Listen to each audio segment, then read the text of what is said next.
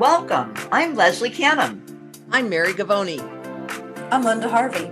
I'm Olivia Wan, and together we are the Compliance Divas. Welcome to the Compliance Divas podcast. My name is Mary Gavoni, and I will be your moderator for this episode. We have some relatively late-breaking news that we need to discuss today, and that is about the end of the national emergency related to COVID-19. The Compliance Divas bring clarity and simplicity to compliance by navigating the regulatory world to keep you on course. You can subscribe to the Compliance Divas podcast through your favorite podcast channel or on our website, thecompliancedivas.com. All the resources we mention during this episode can be found on the compliancedivas.com website and the show notes for the podcast. And you may anytime submit questions to the Compliance Divas at support@thecompliancedivas.com. On January 31st, President Biden announced that the declaration of public health emergency in the U.S. will end on May 11th of this year. So what exactly does that mean for us? Does it mean the pandemic is over? And that is what the declaration is saying, that we believe that the widespread of COVID cases at high numbers has reached a level where it's no longer a national emergency or a pandemic in this country. However, that can always change again. And the other question that we have is, will this change the CDC and OSHA guidance for COVID-19, which we anticipate, but we don't exactly know yet. So I'm going to call on Leslie to share with us what effect this declaration or removal of this declaration might have on patient screening, PPE, and other CDC interim guidance for COVID-19. Well, Mary, I think that we're going to see the CDC guidance change slightly, but I believe we'll still be required to screen patients. And the guidance that's in place from September of 2022 for dental practices, as well as for other healthcare settings, is that they recommend that everyone stay up to date with vaccinations and that every healthcare facility establish a process to identify and manage individuals with suspected or confirmed SARS-CoV-2. And that includes screening, putting a visual alert up within the location of the area where your patients may come into your practice. And when it comes to site-specific for us in dentistry, as the CDC guidelines cover all healthcare settings, we have a certain set of guidance that CDC has provided to us. One is that we stay closely connected with the public health department and our state dental board to see if there's anything specific that's going to change for us. And then they also give us some instructions when it comes to what we do with patients who may have suspected or confirmed SARS-CoV-2, suggesting that we postpone all non-urgent treatment. That will likely stay the same. Now, in California, we have an aerosol transmissible disease standard, which says that we can't provide care for patients who are infected with an aerosol transmissible disease. And SARS-CoV-2 is included as it has actually been something that is not on the original list. Original SARS, severe acute respiratory syndrome, was on the original list, but not on the current list. It's assumed that the COVID-19 will continue to remain an aerosol transmissible disease. Also, when it comes to recommendations for a PPE, there's no changes today about when performing aerosol generating procedures on a patient who's not suspected or confirmed to have SARS-CoV-2. Ensure that dental workers are wearing the recommended PPE, including an N95 respirator, which is, of course, NIOSH approved, and whenever they're in a county with a higher level of transmission, and then use other mitigation strategies, high evacuation, dental dams, and forehanded dentistry to minimize droplets and spatters. And then something else that was included specifically for us in dentistry was that we should try to have dental treatment in treatment rooms where it's individual rooms where possible. Now, they recognize at CDC that we have open bay style seating, and we also have reception areas. So they're asking us to keep track of how our ventilation is working, and to maybe just in concert with our HVAC expert to make sure that we do everything we can to improve ventilation. So that's the CDC guidelines in a summary view of what is now. And I don't anticipate that those guidelines are going to change for dentistry, as they've been kind of consistent throughout the whole pandemic as science and the data come in. Thanks, Leslie. I totally agree with you. I think there are many folks working in dentistry out there that are saying, yippee, it's done. We can go back to the old ways before COVID. And that's not necessarily true. And I think, Leslie, you have some information that will help support that. Mary, I know we would all like COVID to just disappear, but according to APIC, the Association for Professionals in Infection Control and Epidemiology, they provide some very interesting insight on this. And their insight is that COVID-19 will likely become a more normal part of our lives, like influenza and other respiratory viruses. It's going to become what is, most people are hearing the word endemic. And the definition of endemic is constant presence or unusual prevalence of a disease or an infectious agent in a population within a geographic area. And an example of that would be, well, prior to COVID-19, pre-2020, human coronaviruses regularly caused colds in winter months in the United States. Another good example of that would be, for example, chickenpox or flu.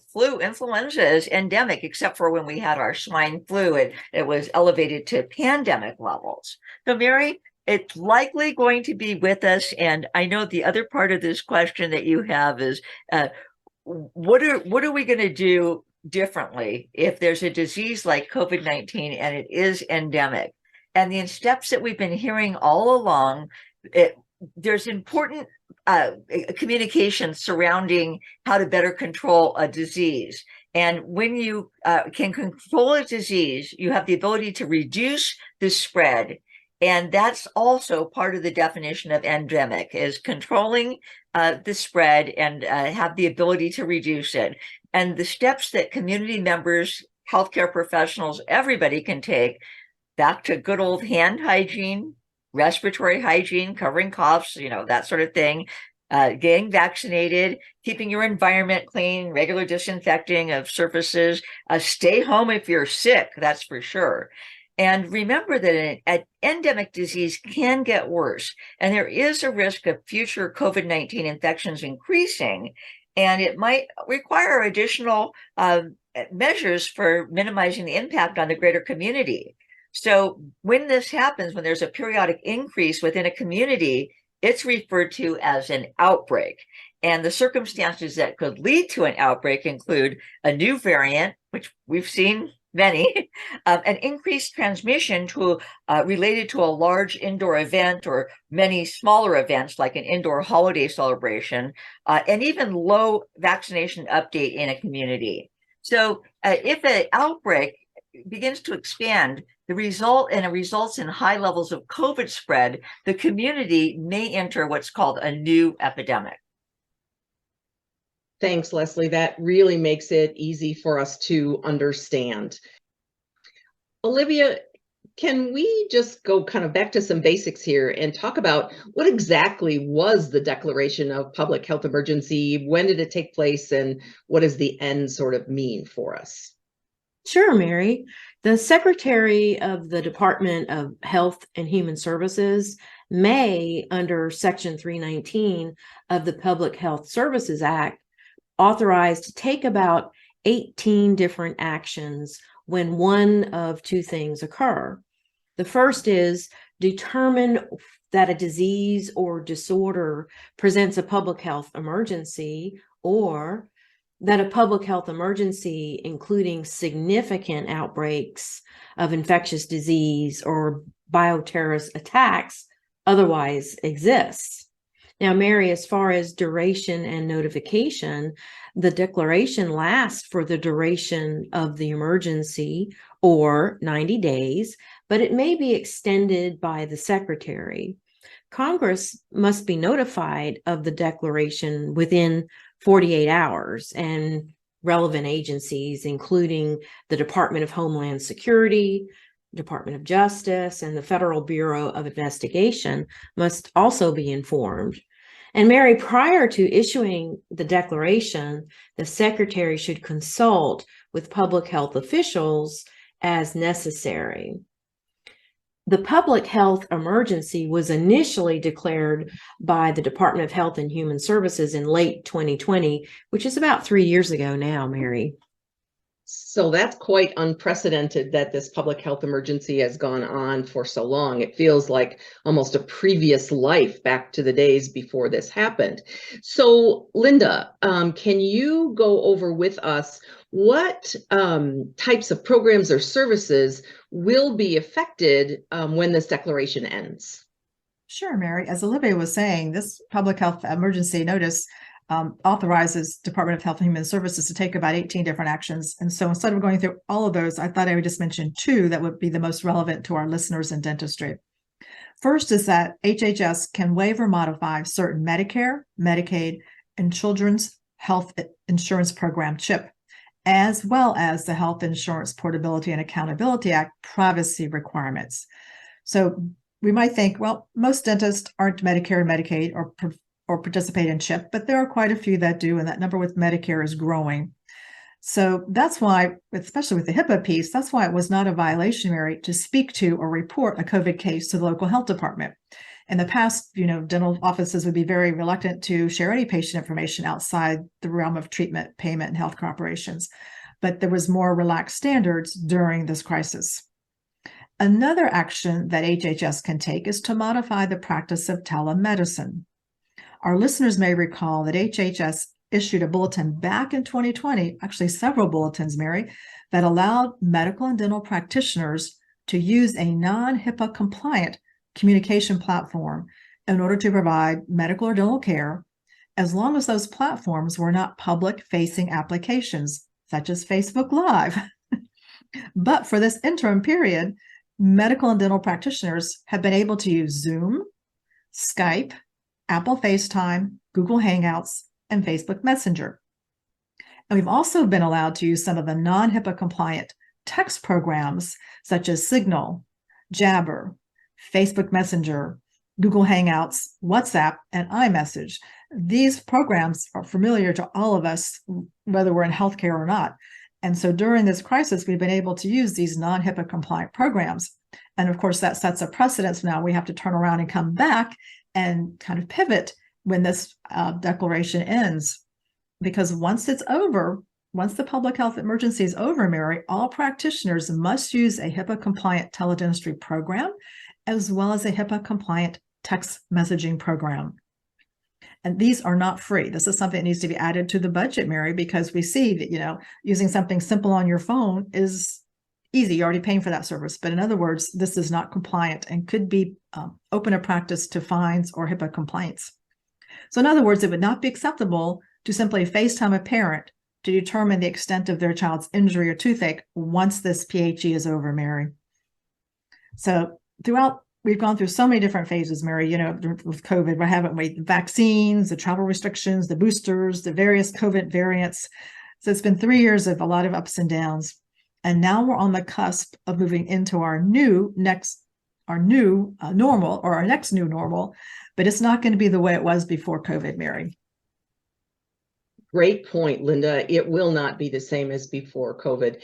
And one thing that may affect our listeners personally is that vaccines may no longer be free after the declaration of emergency ends, and testing may no longer be free. And I think some areas are already experiencing that, where their healthcare benefit plan is taking care of those costs rather than it just being free from the federal government. as we've discussed throughout this podcast, it's important to remember that dental healthcare workers first have to follow the current CDC guidance until the declaration ends and the CDC determines that the measures that they have recommended as interim measures are no longer necessary. However, we also need to be prepared, as we've said in the podcast, Linda, you said it so well, that things may not go back to the way that they were pre-COVID. In other words, we may still be wearing high levels of respiratory protection, as in an N95 respirator for aerosol generating procedures, because COVID will still be around. It may still be spreading, and we have other respiratory disease risks that have been really highlighted, I think, during this COVID-19 pandemic. So we want to thank our listeners for participating with us, and please let us know if you have any questions. You may submit them to support@thecompliancedivas.com. As a reminder, we bring clarity and simplicity to regulatory compliance by navigating the regulatory world to keep you on course. All of our resources will be listed in the show notes for your podcast and are on the Compliance Divas website, thecompliancedivas.com. Thanks for joining us.